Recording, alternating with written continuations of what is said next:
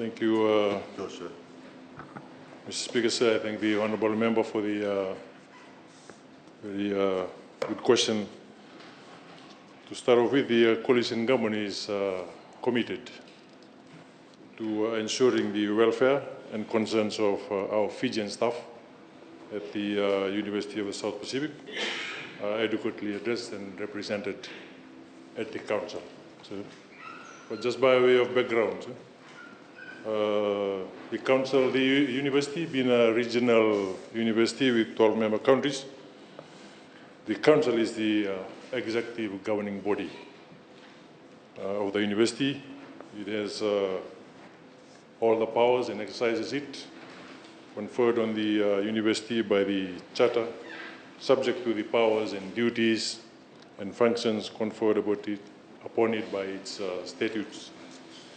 The Council makes ordinance to direct and to regulate the university and its authorities and members, and the Council meets twice a year. So the statutes of the university clearly states the membership of the Council and the determination of the membership. There's also a provision in the statutes of the University of the South Pacific for the appointment of a visitor, and I quote section 10.1. The last visitor appointed was Mr. Sir James Bruce Robertson, who is a retired judge of the Court of Appeal of New Zealand. When the process of appointing a visitor is quite different from the normal expression of interest, because member countries used to nominate names, and then once the names nominated, they are agreeable to their names being nominated, then they are requested by the Secretariat to submit an EOI and CV.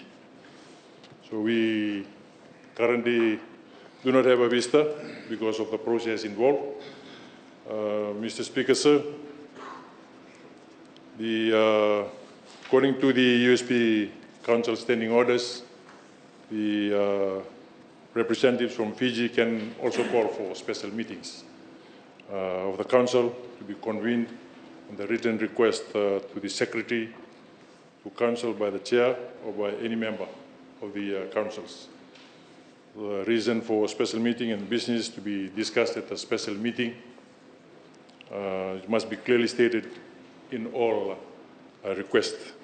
Mr. Speaker, sir,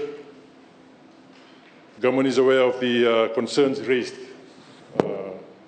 given that USP has around 75% of staff who are Fiji citizens working at the university. There are a lot of issues that has been raised, in particularly the strike threat that has been addressed. And we also understand that staffs that has been terminated had taken the matter to the Employment Ministry, and I would like to leave it at that. Maybe the Honourable Minister for Labour may elaborate more on the processes involved in handling such cases. Mr. Speaker, sir, given the background that I've just alluded to, it is my intention to try and resolve the issues that has been raised, the welfare of the Fijian staff and concerns, by calling a special meeting of the university to address the issues that has been highlighted regarding termination, strike threats, Mr. Speaker, sir.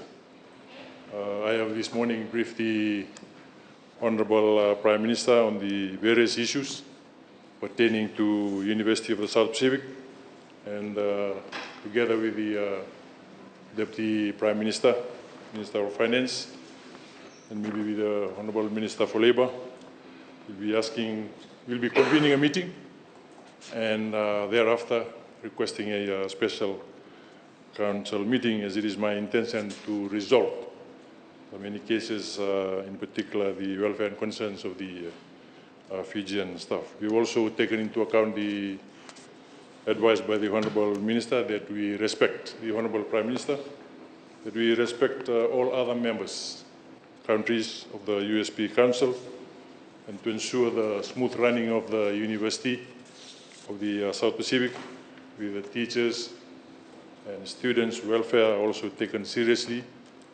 to achieve a healthy environment of learning and employment. Nasa waliku.